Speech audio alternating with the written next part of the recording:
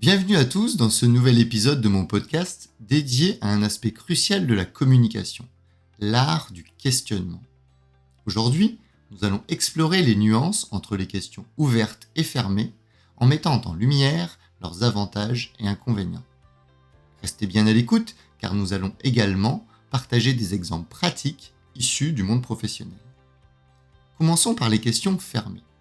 Ces questions nécessitent souvent une réponse concise, généralement limitée à un oui ou à un non. Elles sont idéales pour obtenir des informations spécifiques et rapides. Par exemple, un manager peut demander à son équipe « Avez-vous terminé la présentation pour le client ?»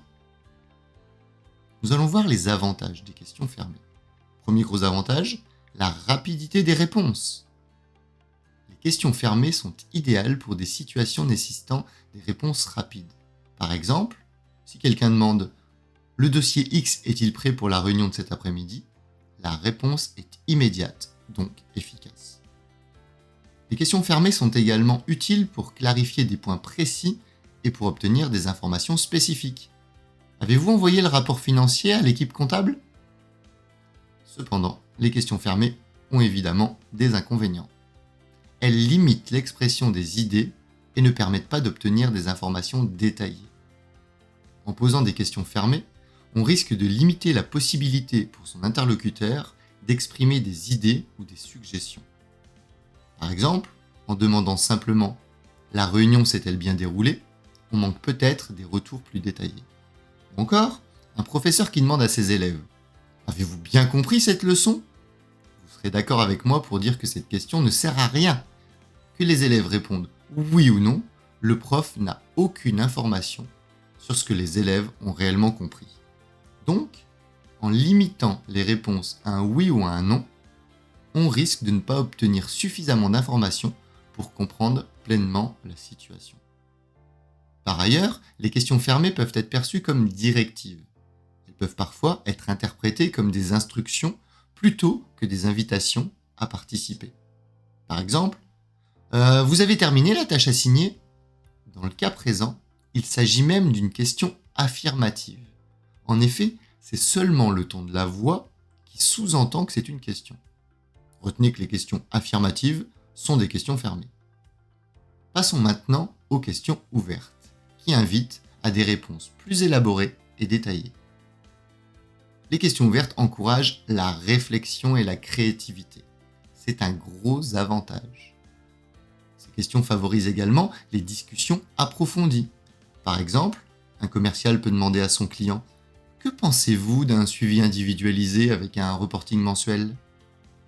Les questions ouvertes renforcent la confiance, l'engagement et la motivation. Par exemple, comment pouvez-vous contribuer au succès de l'équipe cette année ? De plus, et pour rester dans un exemple managérial, ces questions ouvertes responsabilisent les collaborateurs et les amènent à être force de proposition. Si un collaborateur demande à son manager « J'ai un problème avec le logiciel X, qu'est-ce que je peux faire ?» Le manager peut répondre par une question ouverte. « Qu'est-ce que tu proposes ? Quelles sont tes pistes de réflexion ?» Abordons maintenant les inconvénients des questions ouvertes, car oui, il y en a aussi. Elles nécessitent beaucoup de temps, car elles créent un véritable dialogue. Par exemple, « Comment évaluez-vous votre collaboration avec l'équipe marketing ?» nécessite une réponse plus réfléchie que simplement oui ou non. Et le temps, je suppose que c'est sûrement pour vous une ressource parfois très limitée. De plus, les questions ouvertes peuvent faire dévier le sujet initial. En posant des questions ouvertes, il peut parfois être difficile de maintenir le focus sur le sujet de départ. Par exemple, quels sont vos commentaires sur le nouveau projet ? Pourrait conduire à des discussions variées qui ne sont pas directement liées à la question initiale. Abordons maintenant un autre exemple concret. Imaginons un scénario. Un commercial souhaite évaluer la satisfaction de son client. Une question fermée pourrait être « Êtes-vous satisfait de nos services ?» Cela fournit une réponse directe, mais très limitée. Une question ouverte pourrait être « Quels aspects de nos services estimez-vous que nous pourrions améliorer pour mieux répondre à vos besoins ?» Cette approche ouvre la porte à des informations plus riches et exploitables. Il n'y a donc pas photo entre la qualité des 2 questions et donc des 2 réponses. Maintenant, quelques conseils pratico-pratiques. J'aime dire qu'il n'y a jamais de mauvaises réponses, mais seulement des questions mal formulées. Le choix entre questions ouvertes et fermées dépend du contexte et de votre objectif. Souhaitez-vous valider un point ou recueillir des informations ? Je vous invite donc à combiner judicieusement les questions ouvertes et fermées pour optimiser votre communication.